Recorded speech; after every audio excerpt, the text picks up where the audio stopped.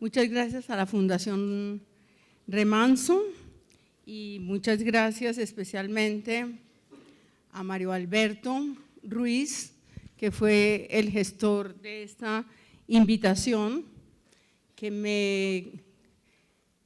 me sorprendió, no sabía que existiera un evento de esta naturaleza, me causó mucha curiosidad y me pareció, por sobre todas las cosas, muy importante que se esté hablando de estas cosas.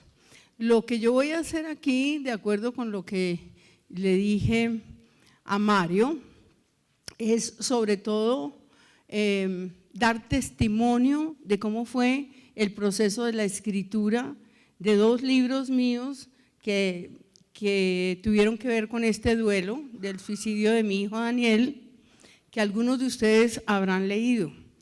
Como sé que de pronto algunos otros no, me permitiré por el camino ir dando un poquito de información sobre qué es lo que hago en ese libro. Y luego, por supuesto, será muy importante que tengamos un breve intercambio al final con las preguntas que ustedes quieran tener. Voy a partir de una tesis que es que la escritura de un duelo es básicamente un modo de introspección, es una oportunidad que nos damos de entrar dentro de nuestros propios sentimientos y no necesariamente plasmar esos sentimientos, sino hacer muchas otras cosas a partir de esa escritura, entre otras recuperar a través de la palabra la memoria de esa persona que hemos perdido. Saben ustedes, y lo habrán dicho mucho en este congreso y probablemente en estos días anteriores, que hay muchas formas de duelo, o hay muchos tipos de duelo y hay muchas formas de hacer el duelo.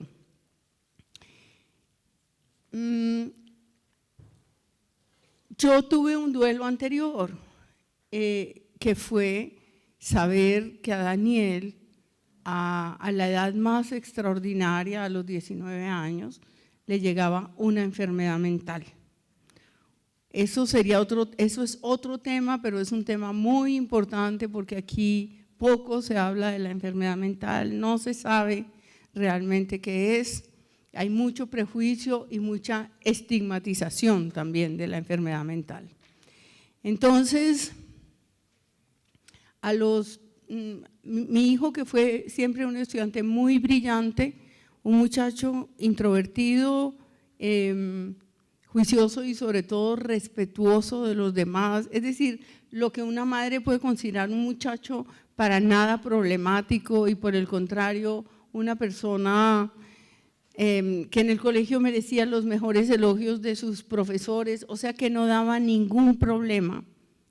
De repente entra a la universidad a estudiar lo que quería estudiar, que era artes plásticas, para lo que se estaba preparando desde muy temprano, desde que tenía más o menos 12 años. Yo me di cuenta que él tenía una enorme capacidad para la pintura y el dibujo, heredada de mí, heredada de algunos de mis antepasados, ¿sí?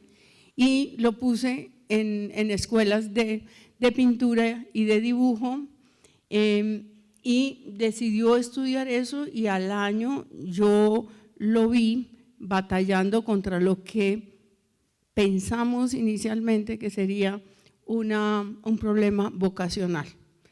Tristemente nos íbamos a dar cuenta después, tanto él como nosotros, que se trataba de una cosa infinitamente mayor, infinitamente más grave, que era una enfermedad mental, y no cualquier enfermedad mental, sino bueno, lo que los médicos estimaron que era una esquizofrenia, que es una enfermedad con un pronóstico muy malo, de manera que tanto él como nosotros, el grupo familiar, empezamos a hacer un duelo, porque él era un muchacho suficientemente culto, suficientemente curioso, tuvo siempre una biblioteca enorme, lo que compraba básicamente eran libros, y yo estoy segura de que él hizo una investigación grande sobre lo que era la esquizofrenia y empezó a hacer un duelo por lo que empezaba a perder en su vida. Nosotros, los miembros de la familia, cada uno también empezó a hacer, digamos, un duelo relativo, digámoslo así, porque siempre albergamos la esperanza. Como yo veía que Daniel era un muchacho brillante en la universidad, que iba a sus clases permanentemente, pero por supuesto que lidiaba con un demonio interior muy poderoso. De todas maneras, yo tenía la esperanza de que él pudiera tener una vida digna y sobre todo una vida que incluyera alguna felicidad, ¿sí? Pero lo que les estoy queriendo decir es que 10 años de estar llevando dentro un dolor gigantesco, ¿sí? Además Daniel era mi único hijo varón y mi hijo menor, pero sobre todo era ese ser excepcional con el que yo tenía largas conversaciones de arte, y un muchacho que tenía conmigo una buena relación, ¿sí? Pues sobre todo eso era lo que hacía que me doliera tremendamente. Entonces, digamos que eso fue un preduelo para el duelo mayor, que fue el de su suicidio. El duelo, como ustedes saben, es una experiencia única que cada uno vive de una manera completamente diferente y en el que inciden tremendamente las circunstancias. Ese del que yo les estaba hablando es un duelo anticipado, podríamos decirlo, porque además hay también el miedo permanente al desenlace. Es decir, cualquier persona que ve que otra está sufriendo de esa manera tremenda puede intuir, cuando se trata de una enfermedad mental, que va a haber un desenlace trágico, y yo siempre tuve eso dentro de mis consideraciones. De duelos así se han escrito libros muy hermosos. Yo aquí de vez en cuando les voy a nombrar algunos libros para que, pues por si ustedes, como sé que vienen de muy distintos sectores, que les interesan distintas cosas, de pronto tomen nota. Uno de esos libros es el de Christopher Hitchens, el periodista norteamericano muy famoso, que se llama Mortalidad, donde cuenta cómo pasó sus últimos días. Es un libro muy breve, como suelen ser los libros de duelo, pero sobre todo los libros de un duelo de los días finales, ¿sí? Entonces ahí cuenta muy descarnadamente desde que se entera de que se va a morir hasta unos días antes del desenlace. Y el otro libro muy bonito de esa naturaleza es el de Oliver Sacks, que muchos de ustedes conocerán, que era médico experto en casos extraños, incluido su propio caso. Él escribió un libro que se llama Gratitud, donde hace echa un vistazo a su vida antes de morir. Antes de comenzar a contarles el proceso de mi propia escritura, quisiera hablarles de algo que seguramente ustedes han oído también aquí, y es de la relación entre el silencio y la palabra a la hora de un duelo, ¿sí? A la hora de hacer un duelo, es decir, el duelo es una experiencia tan íntima y tan solitaria que el lenguaje verbal resulta muy pobre a la hora de tratar de hablar de ese dolor. De eso me di cuenta yo, sobre todo con la gente que se me acercó a la hora del suicidio. Primero, la palabra suicidio estaba borrada del vocabulario, porque a la gente las palabras le dan miedo, entonces la gente no decía suicidio. Pero además, como leí en alguna parte, usamos unas fórmulas estereotipadas, ¿sí? Como mi sentido pésame, por ejemplo, cosas que ya están hechas en el lenguaje y que resultan fórmulas muy frías que nos permiten salir, digamos, del apuro, de no saber qué decir. Entonces, lo primero que yo vi fue mucha dificultad a la hora de expresar solidaridad y tristeza con el que ha perdido a alguien. En mi libro yo cuento que algunos de los intelectuales del mundo en que yo me muevo fueron increíblemente los más precarios, que no eran capaces de abrazar, pero tampoco eran capaces de verbalizar. Por supuesto que hubo grandes excepciones. Mi amigo Héctor Abad, que sabía de la enfermedad de Daniel, fue uno de los más expresivos y de los que logró encontrar las palabras adecuadas. Aún, es más, dijo una cosa bastante tremenda que creo que solo los escritores nos atrevemos a decir. Me preguntó, ¿pero preferías no haberlo tenido? Y fíjense que yo me pregunté si hubiera preferido no haberlo tenido, ¿sí? Porque fueron muchas las alegrías que ese muchacho me dio, pero fue muy triste verlo sufrir durante 10 años y dar una batalla que finalmente perdió.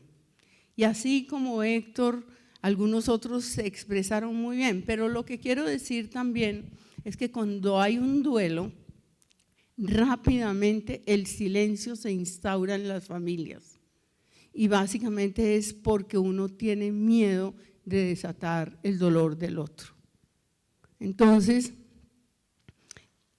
les cuento que en mi casa, yo no sé si esas cosas serán normales o no son normales, porque pues yo no tengo conocimientos ni psicológicos ni psiquiátricos, pero en mi casa 10 años después, que yo vivo en la misma casa donde viví con Daniel toda la vida y donde está su habitación no intacta, porque quité muchas cosas, quité su biblioteca y la pasé a otro lado, es decir, tampoco era una cuestión de exorcizar, pero ahí está su cama, ahí están algunos de los objetos que tenía y yo sigo diciendo la pieza de Dani, la habitación de Dani, la cama de Dani, ¿sí? Porque hay gente que ni siquiera es capaz de decir eso, destierran como completamente el lenguaje, ¿sí? Entonces, el silencio es muy respetable. Yo creo que el gesto es muy importante, el abrazo. A veces el silencio y el solo gesto son suficientes para expresar la solidaridad, el afecto o la tristeza del otro, ¿sí? Pero cuando esos silencios se instauran, también pueden ser muy perniciosos para el que lo asume como para los que están a su alrededor. Yo me acuerdo que en una de estas charlas que yo di a propósito de lo que no tiene nombre, se paró tengo miles de testimonios extraordinarios de mis lectores, de las cosas que han sucedido con mis lectores, pero una de las más conmovedoras fue una mujer muy anciana, tendría 80 y pico de años, ¿sí? Se paró y me dijo, quiero darle las gracias porque usted me recordó que no está mal hablar de los que se suicidaron, porque a mí se me suicidó un hijo y nunca nadie en esta familia volvió a nombrarlo. Y es como si se hubiera muerto 2 veces.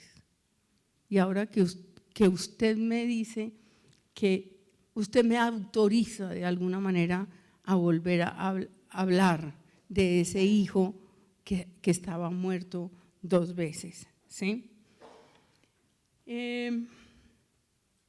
Bueno, ustedes me imagino que han estado trabajando aquí sobre lo que Aluk dijo que se llamaba la muerte seca, ¿sí? El desplazamiento de los grandes ritos, bueno, la desaparición de un montón de cosas que hace que la muerte se asuma hoy de una manera muy distinta. Entonces mi testimonio va hacia allá, ¿no? Es decir, yo quiero hablar de cómo asumí yo, de cómo asumimos también en mi familia el hecho de esa muerte y cómo empezamos a hacer ese duelo a sabiendas de que yo quería otros rituales, ¿sí? Y de eso podemos hablar al final ya de la exposición, de qué rituales, o sea, en la conversación me gustaría que volviéramos a tratar el tema de los rituales. Quiero comenzar entonces por el principio.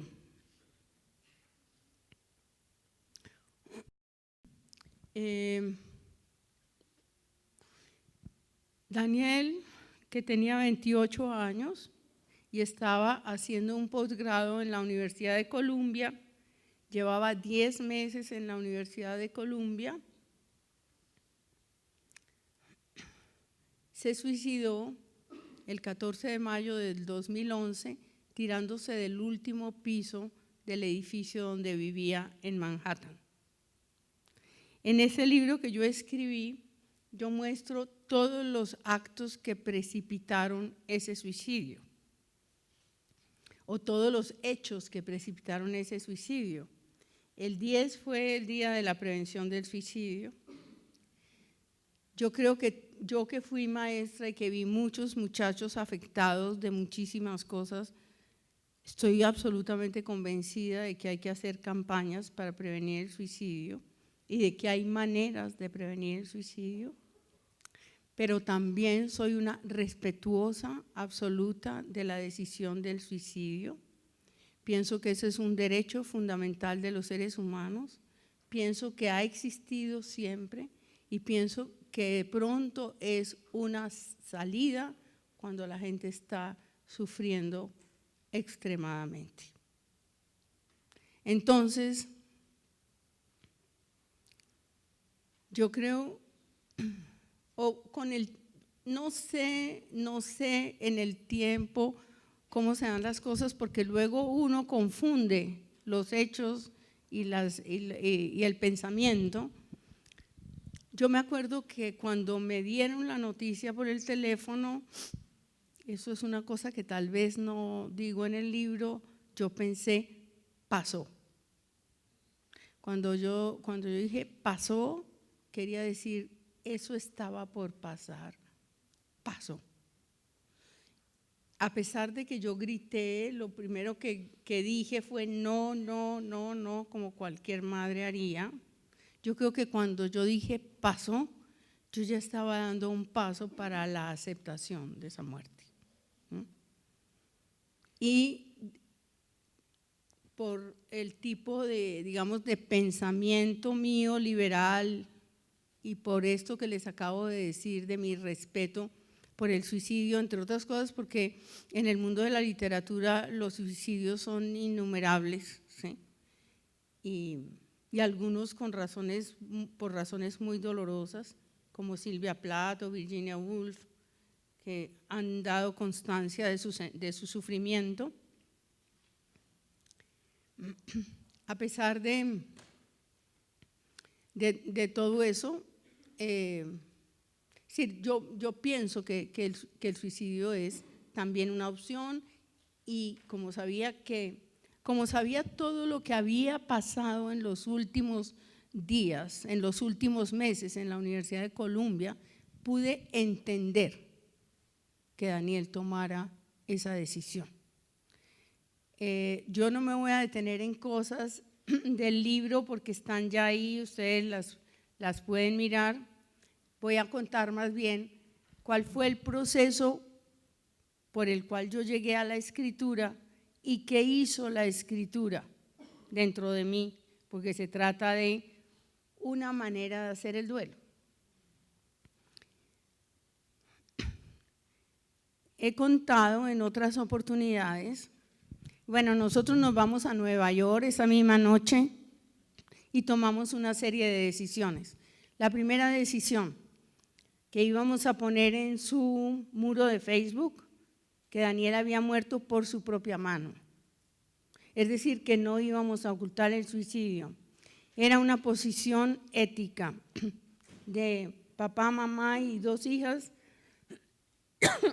que son también 2 chicas intelectuales, la una educada en ciencias políticas, la otra en literatura también de la Universidad de Columbia. Entonces tomamos la decisión de que no íbamos a ocultar el suicidio y después hablando de los ritos, porque voy a poner énfasis solamente en las cosas que creo que son importantes para esta charla, hablando de los ritos, nosotros no somos una familia creyente, lo cual no quiere decir que no tengamos unas formas de espiritualidad de otra naturaleza. Entonces decidimos que no íbamos a hacer ceremonia religiosa. En la Universidad de Columbia no hacen ceremonias religiosas porque los estudiantes pueden pertenecer a distintos credos. Entonces en la Universidad de Columbia se hizo una ceremonia muy bonita y que fue para mí muy inspiradora. Estaba la foto de Daniel, estaban las flores, estaba un piano, una de sus profesoras, una de sus compañeras, él era el estudiante más joven de ese posgrado, o sea que era gente que iba entre los 28 años y los 40, por decir algo. Una de esas personas tocó el piano, llevamos a una cantante colombiana que se llama Lucía, que cantó a capela unos cantos del Pacífico, de esos de duelo, ¿sí?, de las mujeres del Pacífico. Y yo hice que alguien leyera un poema de Octavio Paz y yo habló su hermana, habló algún profesor y yo me sentí en la obligación de decirles a los que estaban en ese recinto por qué Daniel se había suicidado. Porque lo primero que hay es siempre una conjetura, ¿no? Porque eso vale la pena aclarar para los que no lo sepan, que en esos 10 años Daniel parecía una persona completamente normal. Es decir, que batalló totalmente con la enfermedad mental hasta el punto de que nadie, ni los más allegados, ni sus novias, ni sus primas, ni su abuela paterna, sabían que tenía una enfermedad mental. Entonces yo, en las 2 ceremonias que hice, en la Universidad de Columbia y en la Universidad de los Andes, como madre y persona autorizada, dije con palabras hermosas, traté de decir, Daniel amaba la vida, amaba nadar, amaba la música, amaba por sobre todas las cosas su pintura, es decir, era un viajero tremendo, leía libros, era un ser eminentemente creativo, pero tuvo una enfermedad mental con la que tuvo que luchar durante 10 años y perdió la partida, ¿sí? En el libro ustedes verán cuáles fueron las encrucijadas que fueron cercando a Daniel y que lo llevaron a tomar esa decisión. Bueno, entonces nosotros llegamos de la Universidad de Columbia con una maleta. Lo primero que hicimos, que fue muy importante, tal vez vale la pena hablar de esas cosas pequeñas. Voy a llevar mi tiempo para no pasarme. Fue que nos sentamos en ruedo, mi nieta tenía 3 años, no entendía que había una muerte, la dejamos al margen de esa situación, ¿cierto? Pero nos sentamos todos alrededor de su ropa y de sus cosas y las repartimos en un acto, ¿sí? en que fíjense ustedes que no había, digamos, llantos extremos ni nada, sino como más bien humor, este saco que no se lo quitaba nunca, ¿sí? Estas botas viejitas, su caja de pinturas, ¿quién se va a quedar con ellos? Su chaqueta que yo le compré que me costó carísima, ¿sí? ¿A quién le sirve? O esto, fuimos repartiendo de esa manera y yo creo, bueno, yo cuento también ahí, fuimos a comer luego, pensamos en lo que a él le habría gustado comer, las cosas que creo que hacen todas las familias, más o menos, ¿cierto?, alrededor de esa circunstancia inmediata de la muerte.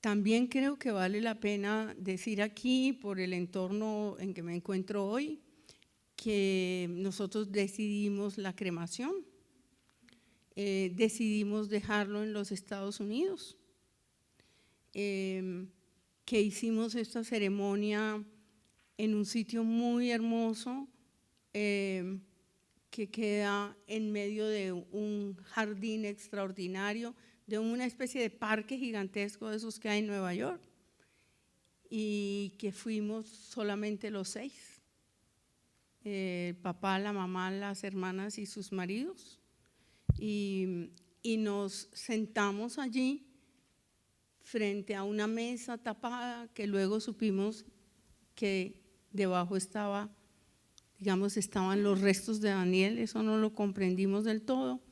Una persona que oficia de mediador dijo que si queríamos alguna oración de algún culto especial, dijimos que no, que él podía leer unas palabras sobre la muerte.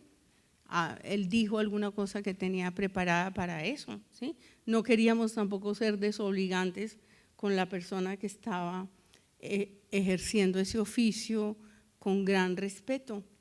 Y enseguida algunos de nosotros dijimos algunas palabras en voz alta, que en ese momento siempre es muy doloroso hablar de eso, ¿sí? Y creo que fui yo básicamente la que hablé en voz alta y nos fuimos a almorzar como toca, siempre comer después de cualquier cosa, toca ir a comer, y ahí nos congregamos en esa primera circunstancia sin él, en fin. Cuando llegamos a la casa, que llegamos con una maletica, les digo lo de la maletica porque ahora les voy a leer algo al respecto. Empezó a pesarnos esa casa, como sucede, ¿no? El vacío de la habitación es una cosa muy grande. Decidimos irnos a un viaje a un sitio lindo. Nos fuimos a montar en unos trenes en un sitio donde había verano y yo llevaba unos libros sobre el suicidio. Quiero decir que lo primero que yo hice fue enfrentar el tema del suicidio. Yo ya me había leído el libro de Ala Álvarez, que es una historia del suicidio. Es un libro que se llama El Dios Salvaje y es un libro muy hermoso de qué es el suicidio desde los griegos hasta hoy. Él fue amigo de Silvia Plath, fue su vecino. Silvia Plath se suicidó mientras él estaba ahí, ¿sí?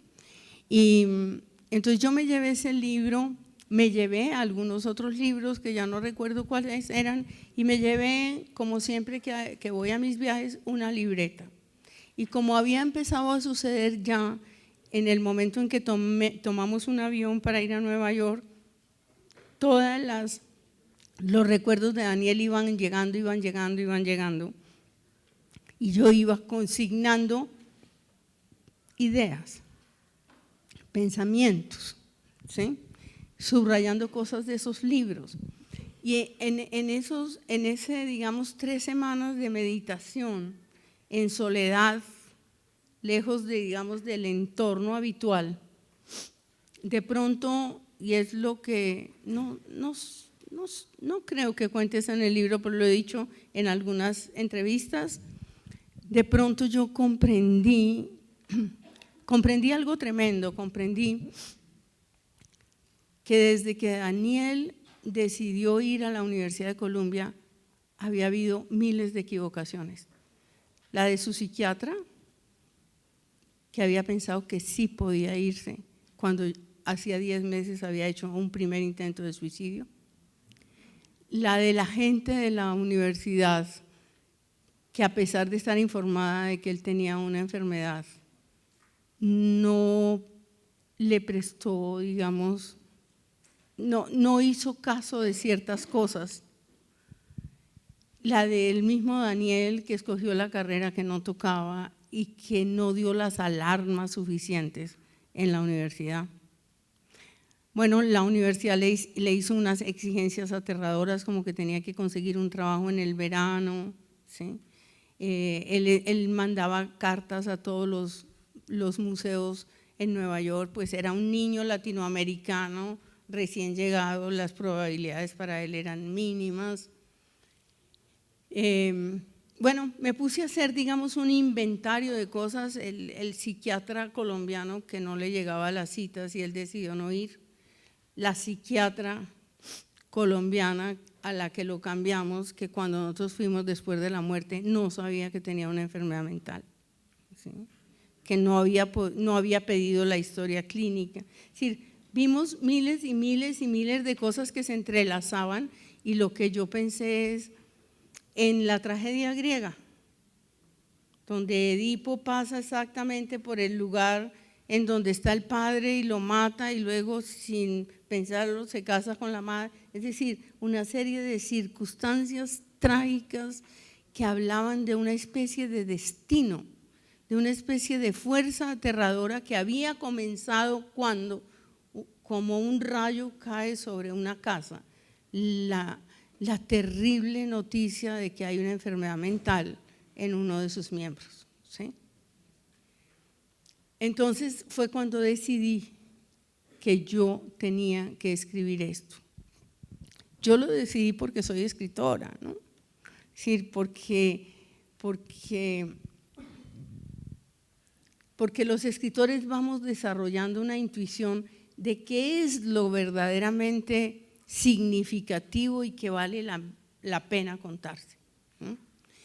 Entonces, bueno, me horrorizó un poco, me estremeció la idea de que yo quisiera contar esta historia. Yo había pensado que tal vez iba a empezar a escribir poemas. Yo tenía en ese momento 6 o 7 libros de poemas. Lo natural era que yo hubiera escrito poemas, pero la poesía me daba mucho miedo porque temía banalizar una cosa tan tremenda, tan dramática, tan intensa para mí, que yo cayera en lugares comunes, que cayera en obviedades, ¿sí? O en cursilerías, o en un lenguaje ornamental que no tuviera nada que ver con él. Tal vez postergué un poco esa tarea y cuando llegué a la casa, entonces decidí que iba a escribir un libro testimonial.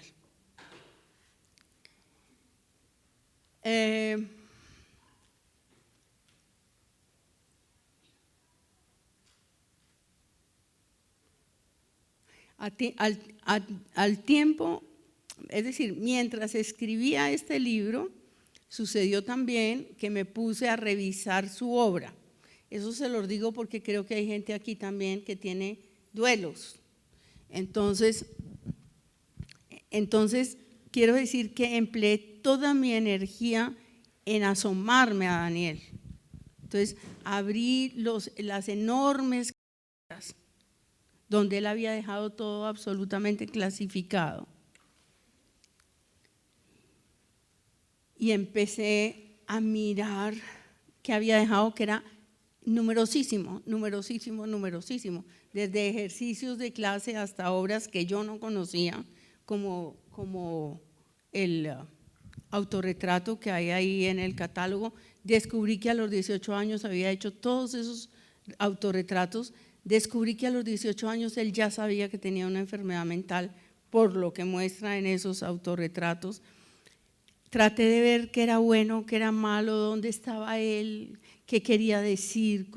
Es Es decir, me sumergí también en ese universo creativo suyo, en una especie de compenetración con el ser humano que se me iba y que yo quería entender a cabalidad, porque las mamás conocemos a los hijos solo parcialmente, conocemos algunos de sus gustos, las cosas domésticas, cómo les gusta vestirse, medio sabemos que se han enamorado, a veces tenemos la suerte de que nos cuenten de quién, ¿sí? Pero muchísimas otras cosas yo no conocía. Entonces, esa pintura me sirvió para eso. Fue cuando llamé al fotógrafo, le pedí que tomara las fotos y decidí que con el premio que yo me había ganado el día antes de que él se suicidara, yo iba a invertir ese dinero en un libro con una selección de las obras de Daniel para, digamos, para perpetuar su memoria en la gente amiga. No lo iba a vender, sino que lo iba a regalar, ¿sí? Quiero decir que yo estaba empleando mucha energía en esas cosas y que esa energía me servía para catalizar ese duelo, como estaba haciendo del dolor también una cosa productiva, digamos, que tuviera belleza incluida. Y bueno, me puse entonces a escribir este libro, que lo escribí vertiginosamente. ¿Por qué lo escribí vertiginosamente? Porque tenía la historia completa, porque los escritores siempre estamos trabajando con unos personajes que no sabemos exactamente quiénes son, nos toca conocerlos, tenemos que ponerlos a andar y no sabemos siempre por dónde van a ir, tenemos que armarles los conflictos, etcétera, etcétera. Pero yo de Daniel sabía prácticamente la historia en general. Y entonces voy a pasar por esto muy rápido porque me imagino que estos son temas que le interesan sobre todo a los escritores, ¿sí? Habían pasado 2 meses de la muerte de Daniel cuando yo empecé a escribir este libro. Eso también es sumamente relativo. Hay numerosísimos libros de duelo. Los libros de duelo son una categoría enorme, ¿sí?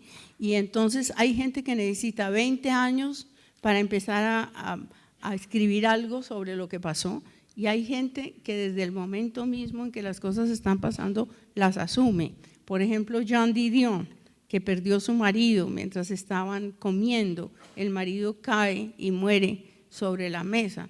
Ella después ella escribió un libro que se llama El año del pensamiento mágico sobre ese duelo, ¿sí? Y lo que ella dice es que al día siguiente ella ya estaba tomando notas de lo que estaba pasando con ella en ese duelo. Es decir, es que esa parte de los escritores como que al público en general le resulta ajeno, ¿no? Pero los escritores nos nutrimos es de lo que nos pasa absolutamente todos los días, así después en los libros parezcan cosas ajenas, ¿no? Bueno, pero Joan Didion hizo eso. Después Joan Didion perdió a su hijita, que era una niña con problemas de adicción,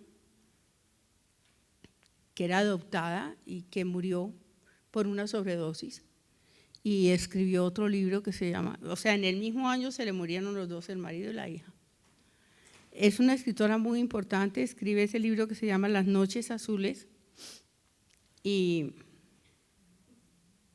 bueno, y hay, como digo, gente que se demora 20 años procesando el duelo para escribirlo. Yo empecé a los 2 meses y entonces estaba, digamos, con la herida completamente abierta, por decirlo así. Ya uno con el tiempo no sabe medir la cantidad de dolor que tuvo. Eso es una cosa muy rara, ¿sí? El dolor es un sentimiento muy, muy, muy raro, que ahora les podré contar algo de eso. Pero les voy a hablar del proceso de la escritura. Entonces yo me pregunté, ¿cómo voy a narrar esto? Primero, yo sabía que narrando esto me exponía a la gente mala, a la gente que iba a decir que yo estaba explotando a mi hijo, como la gente se imagina que los escritores escribimos para ser famosos y ganar plata. Si supieran que escribimos es porque no podemos hacer otra cosa sino escribir, ¿sí? Pero yo sabía que eso iban a decir y hay que tomar riesgos. Entonces dije, bueno, debe ser un libro corto para no agobiar al lector. Además porque yo conocía libros de duelo. Entonces claro que hay libros grandes de duelo, por ejemplo, el de Goldman, es que estoy tratando de acordarme del nombre, Francisco Goldman, mexicano norteamericano que perdió a su mujer Aura. Él tenía 50 y pico de años y su mujer tenía 29, había sido su alumna y murió ahogada al frente de él en unas playas mexicanas. Él escribió un libro,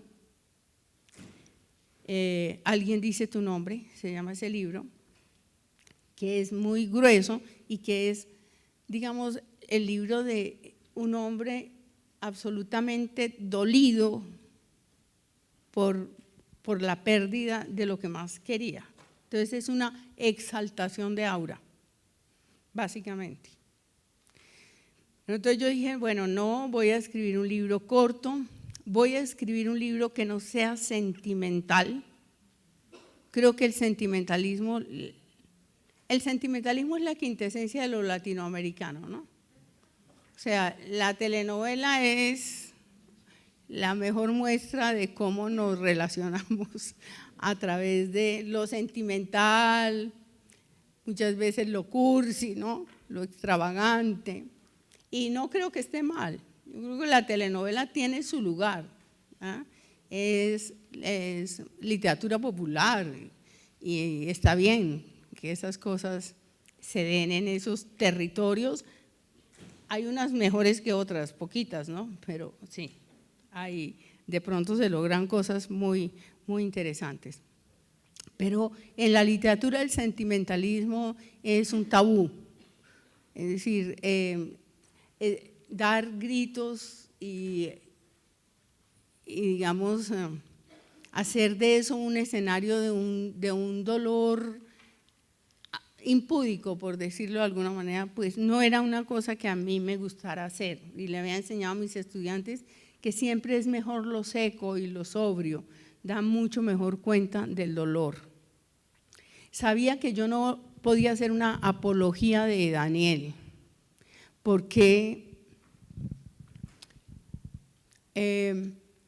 eso habría sido ingenuo, porque a una mamá siempre su hijo le parece un ser extraordinario, y porque hay demasiadas madres que han perdido sus hijos para que una se dedique a hacer la exaltación del suyo como si su dolor fuera el único, ¿sí? A mí lo que me interesaba era mostrar esa batalla que se dio y se perdió, y por el camino preguntarme quién fue Daniel. Ese fue mi camino de indagación. ¿Quién fue realmente ese niño? ¿Cómo era ese muchacho verdaderamente? Yo lo que quise hacer fue una indagación en mi memoria y una recuperación, porque la palabra recupera, aunque sea una recuperación ficticia, porque terminar el libro me dio mucho dolor, porque era como una segunda muerte. Es decir, cuando yo tuve ya que dejar de escribir el libro, experimenté un pequeño tercer duelo, podríamos decirlo así, porque ya Daniel se me iba. No sabía yo que no se me iba del todo, ¿sí? Ahora, una madre siempre sabe, yo estoy hablando literariamente hablando, porque una madre siempre sabe el lugar que va a ocupar un hijo muerto para siempre en su vida. Eso ni siquiera se lo plantea, ¿no? Aunque vamos a ver que a veces uno tiene miedo de que no le esté doliendo. Yo tengo un poema sobre eso, que ahora me gustaría leérselos. Bueno, y enseguida, entonces, lo que les quiero decir, lo que les quiero hablar entonces ahora es tal vez de lo más importante, porque bueno, ustedes van a ver, yo escogí el tiempo verbal, en presente, o sea, yo pensé en el lector, pensé en hacerlo en apartados, en escogí un montón de estrategias narrativas. Escogí empezar por el momento en que subimos las escaleras con las maletas vacías. Es decir, ustedes se preguntarán, bueno, pues, o se dirán, esta es una especie de mujer desalmada que a los 2 meses, ¿cierto?, embargada de dolor, empezó a plantearse esas cosas. No, yo creo, siempre he pensado que la forma es salvadora, es decir, las formas en general. Decir buenos días, decir gracias, que es un mundo de formas, es un mundo de, digamos, instaura la civilización en nuestras vidas, los regalos, los rituales, todas esas formas son formas civilizadoras que le dan como dignidad a la vida. Y entonces,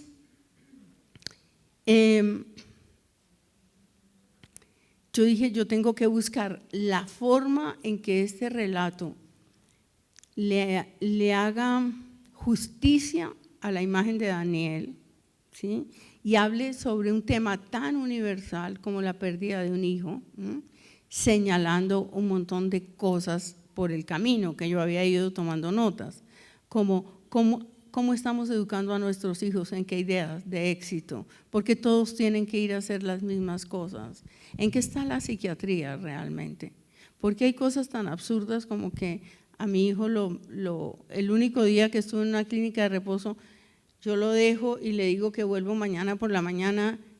Cuando llamo por la noche me dice que no están autorizadas llamadas, una cosa que jamás me habían dicho. Y yo digo, ese niño que tiene paranoia va a pensar que su mamá lo abandonó. Y al día siguiente, cuando voy a llevarle la maletica con sus pocas cosas, me dicen que las visitas están prohibidas durante los primeros 15 días. Es decir, cosas medievales. Cuando yo tomé, digamos, cuando yo volví a pensar en esas cosas, dije, yo voy a denunciar también esas cosas. Todas las insensateces. Yo sé que aquí hay médicos, ¿no?, y que hay psicólogas, ¿no?, y psicólogos, pero la equivocación de una psicóloga de pensar que puede enfrentar un caso de una enfermedad mental grave, las innumerables fallas del sistema colombiano en relación con la enfermedad mental.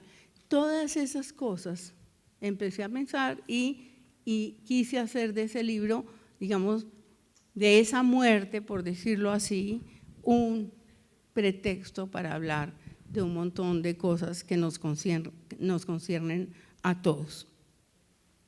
Entonces, ¿qué empezó a pasar mientras yo escribía? Que esto es tal vez lo más interesante y lo que comprendí a posteriori. Yo me fui también donde sus médicos.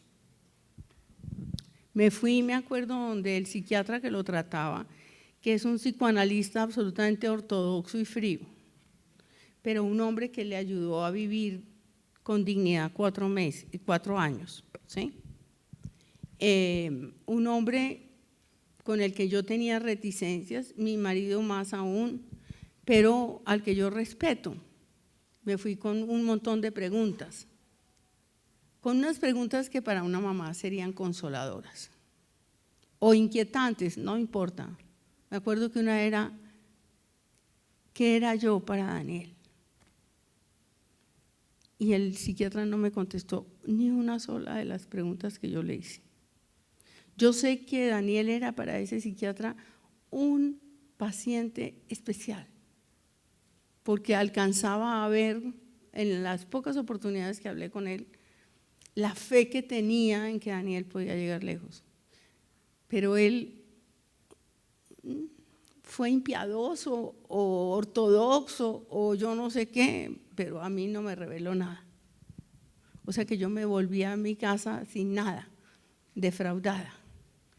También fui donde otro y le pedí que me explicara exactamente qué era la esquizofrenia. Me acuerdo que me lo explicó con un cráneo en la mano, ¿sí? Y me dijo científicamente qué pasaba. Bueno, en fin, yo tomaba notas. Yo estaba haciendo una investigación. Yo había tratado de investigar mucho sobre la enfermedad mental mientras Daniel estaba vivo, porque era mi esperanza. Y me remitían a unas cosas muy absurdas, como el yo escindido. Entonces yo me leía el libro sobre el yo escindido y eso a mí, ¿sí? Casualmente a posteriori me llegó alguna literatura que me sirviera ya del ser humano concreto que tiene esquizofrenia, ¿sí? Bueno, debo decir también, o no sé si ya les dije, que Daniel solo tuvo 3 episodios psicóticos y todos de horas, y solamente una vez en verdad perdió la razón, que fue cuando estábamos en el avión, que veníamos de Brasil, y ya en Brasil había perdido un poco la razón, pero que Daniel tenía una capacidad, yo no sé cómo, de permanecer atado a la realidad, ¿sí? Porque también es que hay distintas como maneras de la esquizofrenia también, ¿no? No estaba al margen del mundo, sino estaba en el mundo y metido allá. Bueno, entonces yo empezaba a escribir y entonces lo que pasaba eran cosas así. Se los digo pues para los que tienen un duelo y quieren hacer cosas así, o para los que son terapeutas, o para los que trabajan con gente con duelo, no sé, porque pueden servir estas cosas. Yo rememoraba para escribir. Yo tenía que seleccionar cosas. Una pregunta que me tenía que hacer es, ¿cuánta verdad contar? Yo decidí ser muy fiel a la verdad, a mi verdad, que no era la verdad. Yo partí de ahí, de que era la verdad testimonial de una mamá que ha visto una serie de cosas. Entonces llegaba a ciertos momentos que quería narrar, como la donación de órganos. La donación de órganos fue uno de los momentos más aterradores después de la muerte de Daniel, porque Daniel murió a la 1:10, dicen que se tiró, a las 2 me dieron la noticia, cuando ya las habían llevado a mis hijas a un cuartito, que es cuando las encierran en el cuartito, ellas ya saben que es que Daniel está muerto. Respiraron, porque era peor que Daniel estuviera vivo, porque Daniel se había tirado del 6º piso.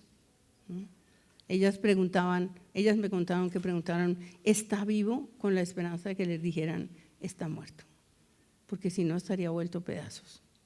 Entonces a las 3 de la tarde me llama mi hija y me dice, mamá, que si tú quieres donar los órganos. Y yo le digo, no, nena, contra todas mis ideas, porque me aterrorizó la idea de mi hijo despedazado. Y ella, con una enorme sensatez y sangre fría, me dijo, mamá, hay gente que lo necesita. Y yo le dije, tienes razón. Me dijo, ¿estás parada? Siéntate. Entonces me senté paradójicamente en la cama de Daniel, porque yo estaba en esa habitación. Y oí a una mujer muy amable que me decía desde el otro lado, señora, sentimos mucho la muerte de su hijo. Quisiéramos, esta conversación va a quedar grabada, solo lo que la madre dice se puede hacer, nadie más puede hacerlo. Le voy a preguntar y usted me dice sí o no. Y yo dije, bueno, me va a decir los ojos. Pero me dijo los ojos. Y luego me dijo la piel de la espalda. Y yo, los huesos de las piernas. Y yo no podía creer eso. Y yo ya me había comprometido a decir sí. Entonces yo decía sí. Cada vez decía sí. Entonces, piensen ustedes que yo tenía que pensar, ¿pongo esto en mi libro o no lo pongo? Y entonces yo dije, esto es lo que la gente necesita saber de la muerte, que la muerte también es eso. Sabemos que la muerte es desintegración y eso ya es un pensamiento estremecedor, pero una donación de órganos es una cosa que esta sociedad tiene que hacer Y tenemos que saber que eso fue cuando yo puse la vida es física, ¿sí? La vida, porque para mí la vida es física. O sea, quiero decir, la vida es poder cogerle la mano al otro, abrazarlo. Esa es la fisicidad de la vida. Cuando se van, pues hay la memoria y eso no nos basta, ¿no es cierto? Lo que nos hace falta es el cuerpo del otro. Y yo me estaba despidiendo del cuerpo de mi hijo. Entonces, ¿qué pasaba? Que yo lloraba. Yo pensaba eso y yo al rememorar lloraba. Después pensé que es como un episodio parecido al psicoanálisis, que cuando uno dice, cuando va recordando puede llorar porque es como si lo volviera a vivir. Eso fue lo que, digamos, Freud concibió, ¿no? Y por eso lo acostaban a uno en el diván, cuando todavía lo acostaban, ¿no? Para que no viera ni siquiera la cara del médico. Entonces yo lloraba y me permitía llorar. O sea, yo sabía que yo tenía que llorar, yo nunca le he tenido miedo al llanto. Entonces yo lloraba sola, allá más o menos en silencio, frente a mi computador, y enseguida buscaba las palabras para decir eso. Y cuando mi cerebro hacía el movimiento de buscar las palabras, se serenaba, me serenaba y me embarcaba en el oficio de escribir. Pero como estaba embargada de la emoción, del dolor, esas palabras no iban a salir frías, iban a salir cargadas ya de un sentimiento, pero controladas por un cerebro que se está preguntando qué tiene que hacer. Digamos que así fue como hice todo el proceso de escritura, que fue un proceso que estaba, digamos, atravesado por otro montón de cosas, como por ejemplo, que llegaba a mi casa una amiga de Daniel. Y entonces yo aprovechaba, yo no le decía estoy escribiendo un libro, te voy a interrogar, no, sino, oye, ¿y Daniel cómo era? ¿Cómo era con ustedes, Daniel? Entonces me enteré de cosas, que tenía mucho sentido del humor, que era muy exitoso con las mujeres, ¿sí? Que, bueno, que en clase decía cosas inteligentes, me enteré de cosas también dolorosas, como que estaba con su novia en cine, de pronto se había parado y había salido corriendo, y yo entendí que era porque la paranoia le hacía ver en la película enemigos, porque eso es lo que pasa también en la enfermedad mental con el cine y la televisión. En fin, me iba enterando de cosas y iba haciendo inserciones, ¿sí? Correcciones, y bueno, hasta que finalmente terminé.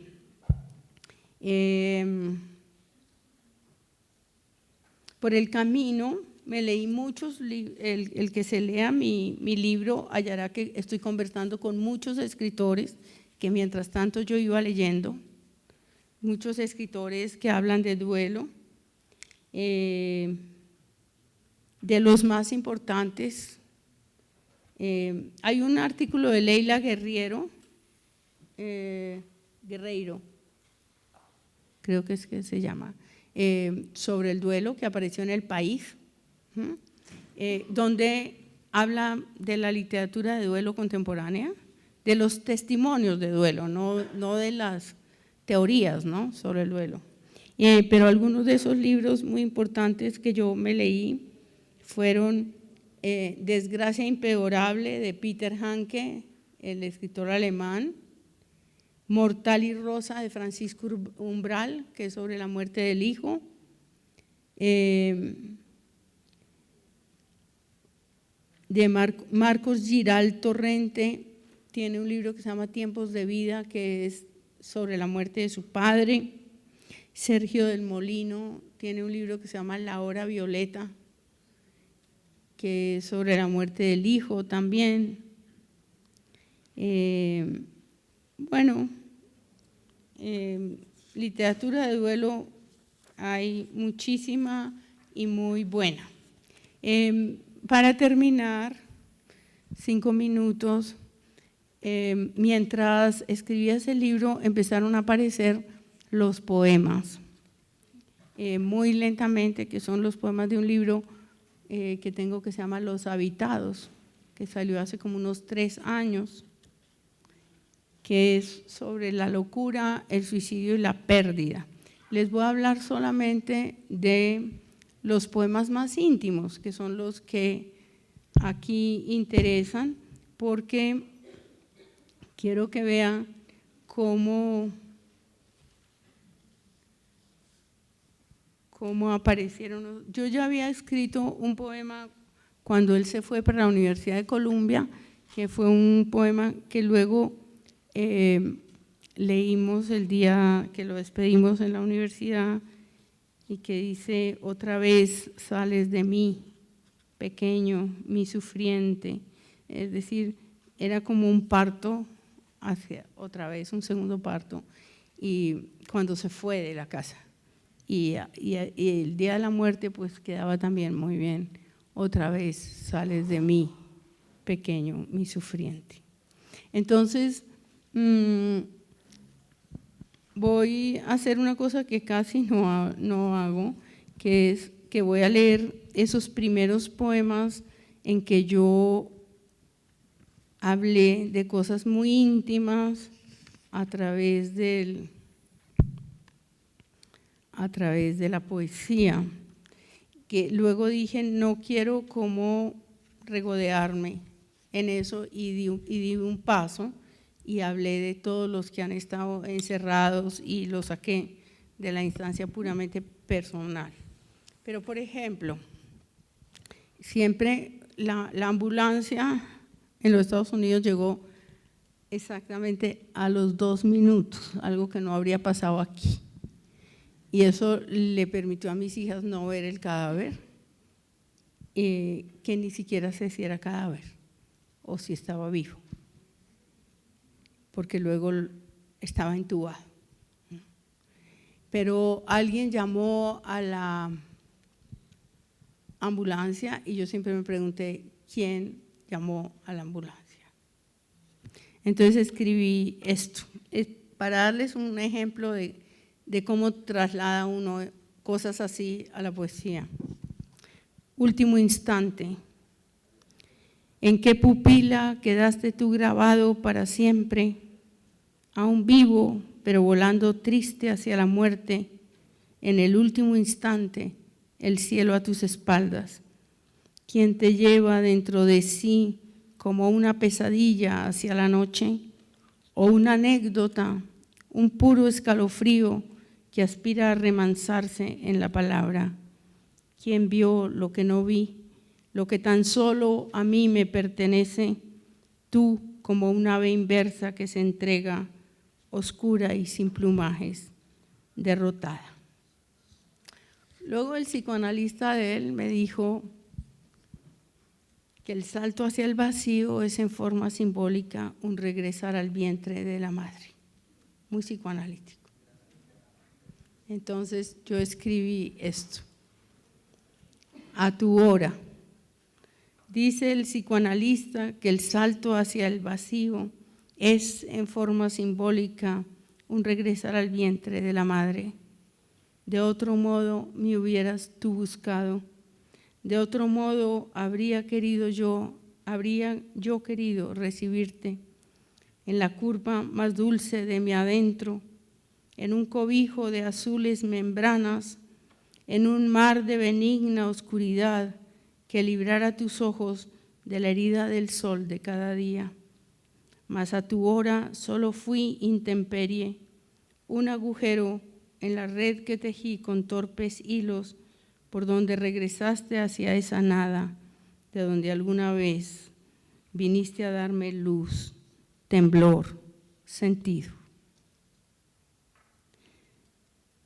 De esa sensación de que a veces estamos alegres y nos sentimos culpables por no estar siempre tristes, nació estos poemas fueron los primeros que yo escribí, que no están de primeras en el libro.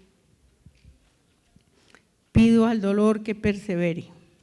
Pido al dolor que persevere, que no se rinda al tiempo, que se incruste como una larva eterna en mi costado, para que de su mano cada día, con tus ojos intactos, resucites, con tu luz y tu pena resucites dentro de mí, para que no te mueras doblemente. Pido al dolor que sea mi alimento, el aire de mi llama, de la lumbre donde vengas a diario a consolarte de los fríos paisajes de la muerte. Y ahí terminamos.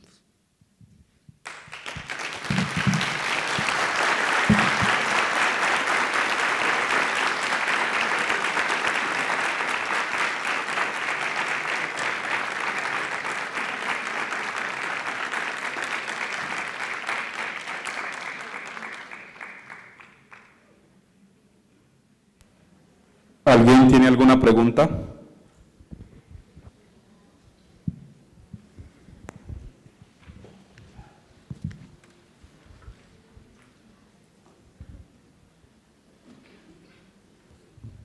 Bueno, buenas tardes. Gracias, muchas gracias por esa experiencia de vida. Marca mucho y pues me identifico no con el fallecimiento de un hijo, sino porque lo pasé con una funcionaria. Yo estaba embarazada y me dicen, doctora, véngase porque pasó algo. ¿Yo qué pasó? Que a una funcionaria se le quitó la vida de un hijo. Me fui y me dice, no, váyase con ella. Y yo, bueno, hágale. Y me fui con ella en la carroza. Cuando llegamos allá, ella no quiso entrar a la casa. Respeté, ¿sí? Nos quedamos ahí afuera. Y ella me dice, no, doctora, no quiero entrar. Bueno, te acompaño acá. Y empezamos a hablar, ¿qué pasó? Al pasar el tiempo, hoy en día, ella dice, doctora, siempre entendí que él tenía problemas mentales, pero nunca quise buscar ayuda. Y ahorita con el caso que usted me dice, pues relaciono todo lo que ella ahora dice y que reconoce quién era su hijo. Entonces, le doy muchas gracias y creo que la experiencia suya la llevaré allá a mis tierras. Muchas gracias. A ti, gracias.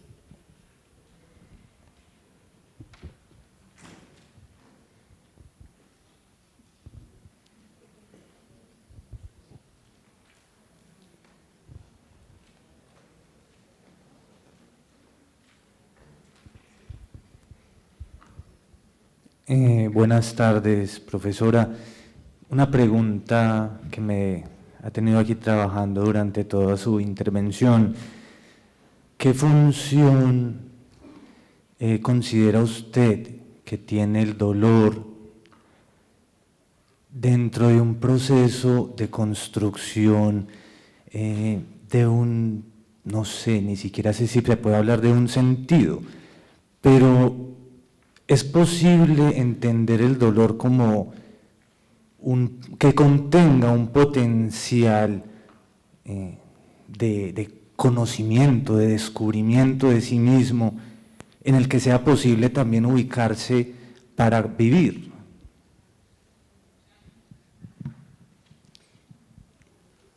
Si te estoy entendiendo la pregunta, yo creo que el duelo, como muchos eventos en la vida, es una oportunidad de movilizarse hacia un lugar nuevo y de potenciar la vida desde ahí, ¿no es cierto? Creo que el acto creador, por ejemplo, de cualquier naturaleza que sea, por ejemplo, las mujeres que están en duelo en esta guerra, que tejen sus cosas, que hacen sus dibujos, ¿sí?, que trabajan rememorando para, de alguna manera, trabajar su estrés postraumático o para hacer su duelo de cualquier manera. Me parece que eso es tremendamente sanador. Yo pienso que lo que hay que hacer con un duelo no es quedarse anclado en el duelo, sino movilizarse hacia una parte, ¿sí? Y como dije aquí, que nos sirva como un modo de introspección. No hemos hablado de la culpa, porque no hay muerte sin culpa, pareciera ser, ni siquiera como la de las enfermedades normales, ¿no? La gente se murió de una enfermedad, pero siempre la gente se pregunta qué más pude haber hecho, no fui tantas veces como podía, ¿sí? Y la culpa puede ser a veces un elemento incapacitante, un elemento de parálisis, ¿no?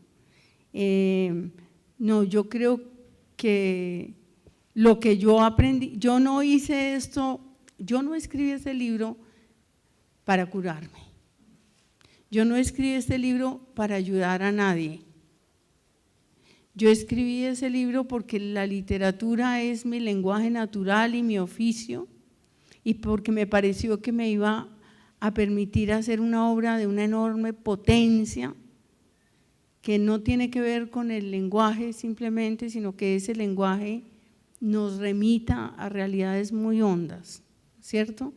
Entonces yo hice lo mío con lo que yo tenía, pero yo creo que todo el mundo puede hacer lo suyo. Por eso puse el ejemplo de ir a recoger las obras, ¿sí? Otros de pronto hacen una fundación, o alguien puede hacer un pequeño jardín, o otra gente se reúne y habla o lee, ¿sí? Tantas formas de tramitar el duelo. Hay gente también que lo hace en un silencio, ¿sí? Mi marido, por ejemplo, optó por el silencio. No es un silencio absoluto, porque hablamos de Daniel. Esto cómo le gustaba a Daniel. Yo soy la que digo, esta comida le encantaba a Daniel y lo veo como se estremece, pero yo no quiero dejar de hablar de Daniel, pero él está instalado más bien en el silencio. Es decir, cada uno hasta donde puede, pero yo creo que si tenemos la posibilidad como facilitadores de un duelo, de movilizar la gente hacia un lugar que le pertenezca de por sí, y que la movilice, ¿cierto? Y le dé de alguna manera recompensa. Yo creo que el duelo es una oportunidad para eso. Es que el duelo está en la vida, no podemos no tener duelo, ¿sí? Y hay muchos duelos. El exilio puede ser un duelo, que la biblioteca se nos queme como se le quemó creo que fue a Octavio Paz, también eso es un duelo enorme. Todos vivimos de pequeños duelos.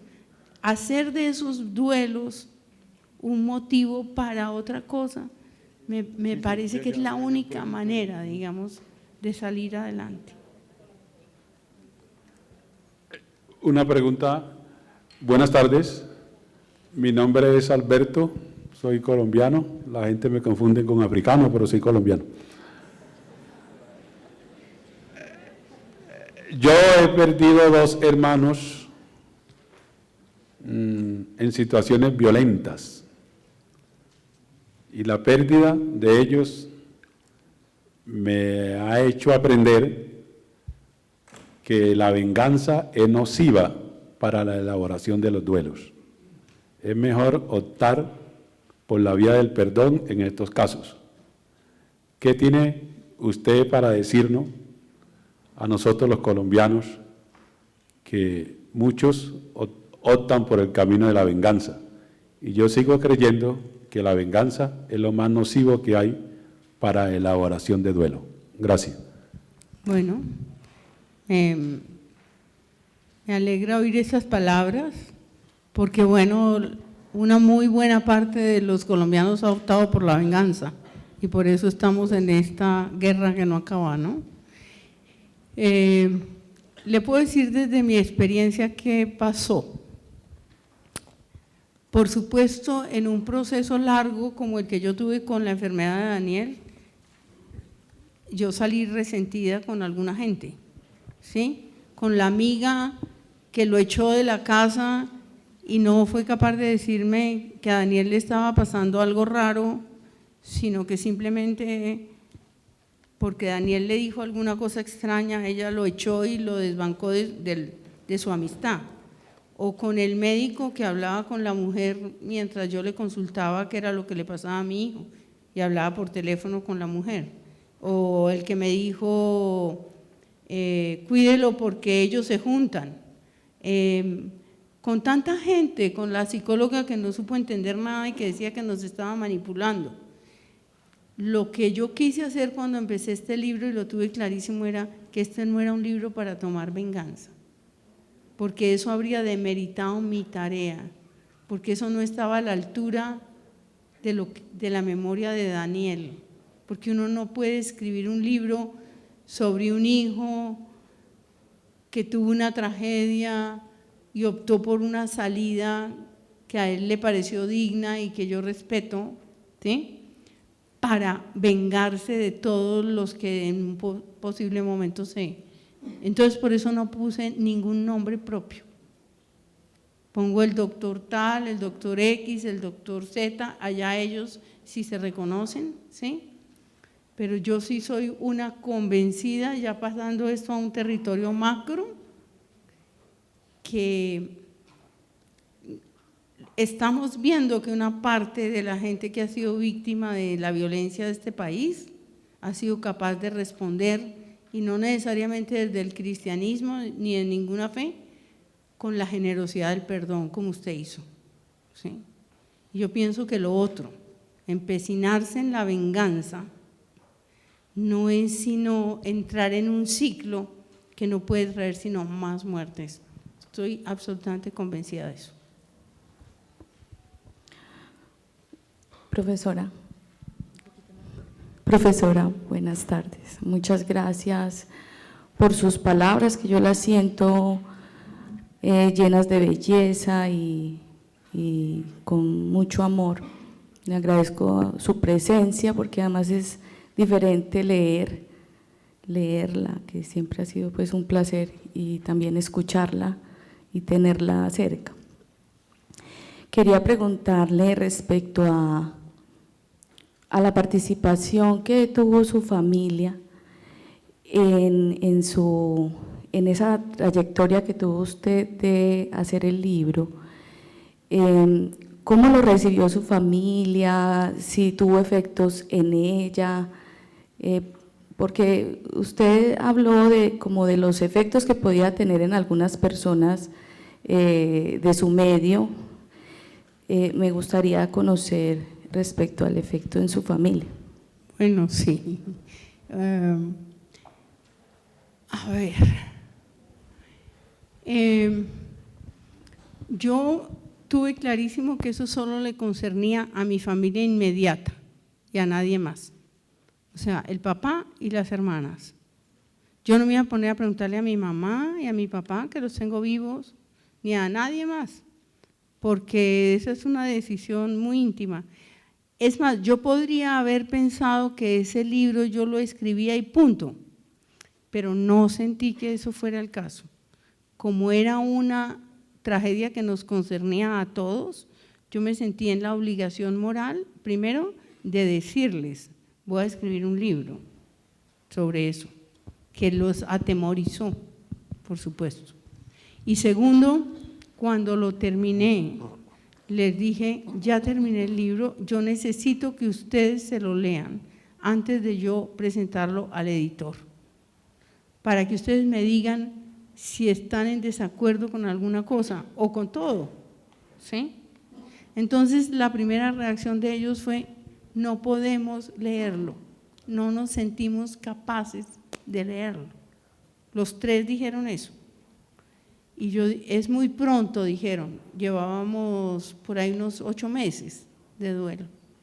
Entonces yo dije, entonces ustedes se atienen a las consecuencias, porque yo soy una escritora, decidí hacer esto, entonces ustedes me van a permitir que yo lo publique y allá ustedes después descubren cosas en las que podrían haber incidido. Entonces empezó… Esa presión mía, esa determinación mía hizo que ellos reaccionaran. La primera que lo leyó fue mi hija mayor, que es la que me dijo, mamá, siéntate. que es una niña con una gran como contención, ¿sí? Como digamos es menos frágil que la otra es frágil, ¿sí? Puede ser fuerte en muchas cosas de la vida, pero es más frágil afectivamente. Entonces, la mayor me dijo cosas como, mamá, esto no fue así, o mamá, esto así, como unas cositas, ¿sí? Pero me parece que el libro está bien. Y los otros no decían nada. Entonces yo dije, bueno, voy a mandar a la editorial. Y un día me levanté como a las 2 de la mañana y vi que tenía un mensaje en el teléfono. Y era mi hija, la segunda, Camila, que me decía, mamá, me acabo de leer tu libro, Daniel está más vivo, me acuesto con Daniel más vivo que nunca, creo que hiciste un lindo libro. Y yo quedé tranquila con eso. Y faltaba mi marido, que un día cogió las páginas, porque esto era pues, las páginas que yo tenía, yo le había dado para que las leyera, y mi casa tiene 2 pisos, se fue a la cocina, y yo desde arriba oía cómo lloraba. ¿Sí? Cuando subió, me dijo, yo no habría escrito esto, porque yo creo que lo que él quería decir es, yo no quiero que la gente sepa de esto tan duro, porque entre otras cosas, como Daniel toda la vida ocultó que tenía una enfermedad. Entonces yo le dije, eso no me lo puedes decir así, porque resulta que este es mi oficio, y yo sí lo voy a escribir. Le dije, pero ¿te parece que hice algo mal ahí? Y me dijo, no.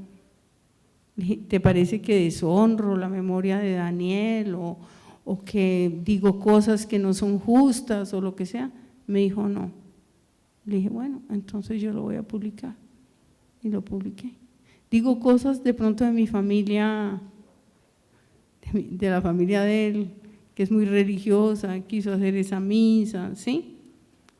Pongo cosas que son un poco inconvenientes, pero un escritor siempre pone cosas inconvenientes, si no, no tendría oficio social.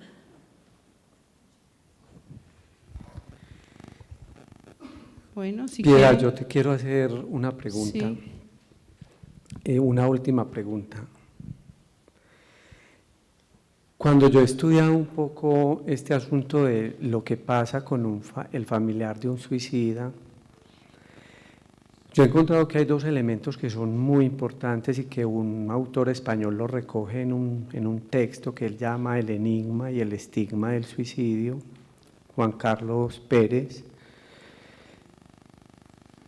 Y creo que del estigma has hablado un poco, pues, cuando tuviste que enfrentar todo esto que viene del otro para relacionarse con el doliente, la incapacidad de nombrar, de decir la palabra suicidio.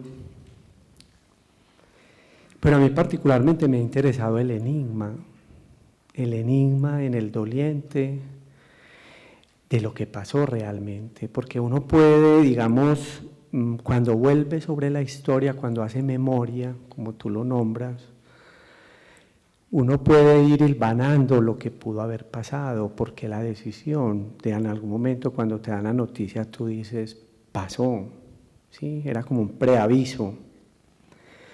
Pero sin embargo,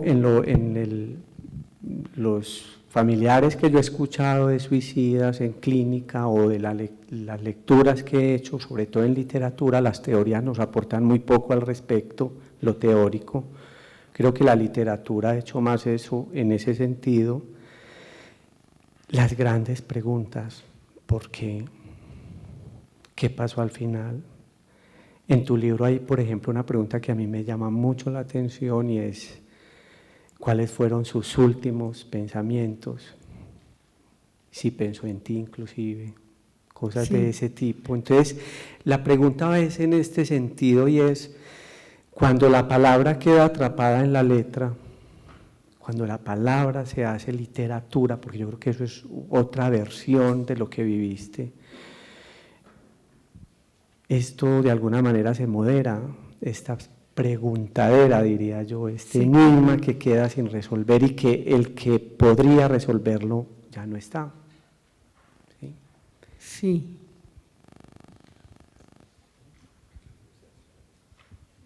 Sí, primero hay un enigma en la enfermedad mental, para hablar primero de eso, porque uno nunca se siente capaz de indagar al otro de hasta dónde está sufriendo, porque tiene mucho miedo. Daniel me decía, me daba indicios, pero nunca me contó exactamente, y ese enigma es muy aterrador, y una madre o alguien que quiere a una persona así está siempre muy perturbada por ese enigma de lo que pasa en esa cabeza. Ese ya es un primer enigma terrible. Y el otro enigma pues es el tremendo de los últimos momentos. Yo a veces soy muy cruda y me da un poco de pena, pero yo soy antioqueña. Mis papás me enseñaron a ser súper directa, ¿sí? Y eso me ha traído problemas en la vida. Pero a veces pensé cosas aterradoras, como por ejemplo, si Daniel se dio cuenta cuando estaba cayendo de si se arrepintió, si hubiera querido devolverse.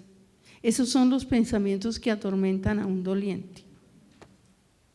También si me pensó a mí. Yo le escribí una notica y después me di cuenta que le estaba escribiendo en el momento que se estaba tirando. La diferencia horaria hizo que yo estuviera equivocada. Cuando me miré, yo le estaba escribiendo, Dani, tranquilo, ya van por ti, espérate, ¿sí? Porque yo tenía la intuición terrible de que él ya no iba a aguantar más. Entonces pensé, pero luego el libro de Jean Amery, que se llama Alzar la mano sobre uno mismo, que es el testimonio, porque él intentó suicidarse, falló y luego escribió el libro y luego después se suicidó, ¿sí?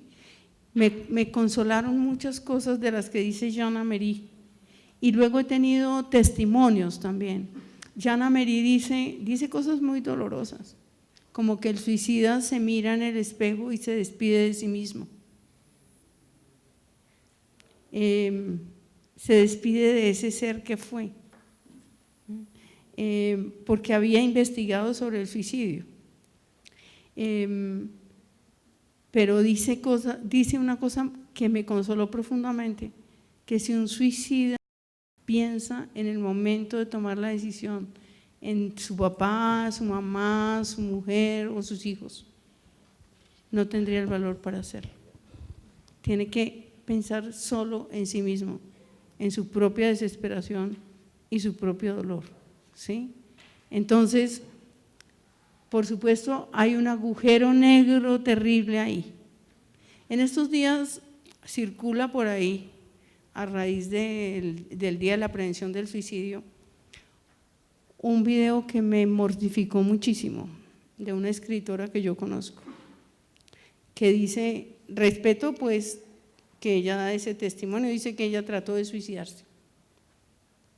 Y dice que esa idea de que los suicidas, que se ha idealizado el suicidio y que el suicidio es de valientes y que todo eso es una pendejada, que porque a la hora del suicidio la gente está loca, sufre un enloquecimiento. Yo creo que ella está muy mal informada, no ha leído suficientemente bien. Yo he tenido testimonio, tuve el testimonio de un estudiante que se tiró y sobrevivió, y me habla de que en los últimos momentos no tenía conciencia de nada, estaba ciego, ¿sí? Solo buscaba el lugar más alto para tirarse, ¿sí? Entiendo que puede haber una confusión terrible, y entiendo que de pronto hay gente que en un ataque de locura se tire y piense que no le va a pasar nada, por decir algo. pero hay miles de suicidios pensados, decididos, consignados. Es decir, la carta de de Virginia Woolf diciendo una carta amorosa con su marido, que ya no resisto más, Es decir, hay dos tipos de suicidio, ¿no? Me explicó el psiquiatra. El suicidio premeditado y el suicidio por impulso. Yo creo que el suicidio de Daniel, por ejemplo, fue un suicidio por impulso. Pero él ya tenía que haber recorrido la escalera de incendios por donde subió. Ya había tenido que mirar la terraza. Ya sabía de dónde se iba a tirar, ¿sí? Entonces, un suicidio no se decide en un minuto. Un suicidio es una cosa que se gesta por semanas y semanas y semanas, ¿no? Y lo que yo le diría a los dolientes de una persona que ha muerto por suicidio es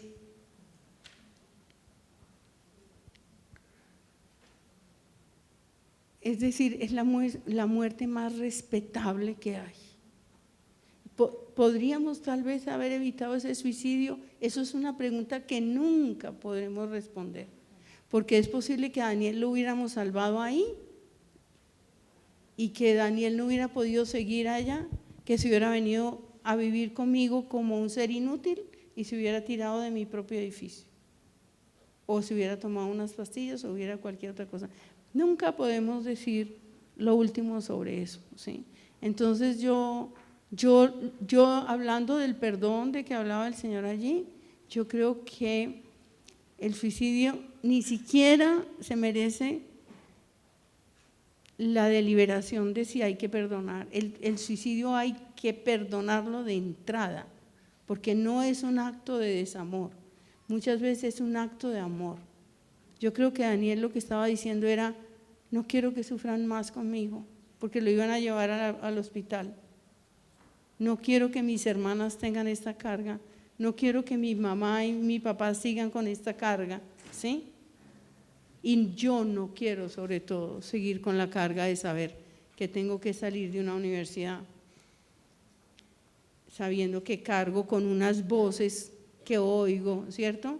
Y con que leí un examen y no entendí, y con que me tengo que tomar una droga que me convierte, como me escribió ayer un muchacho, porque a mí me escriben todos los días muchachos que sufren de enfermedad mental.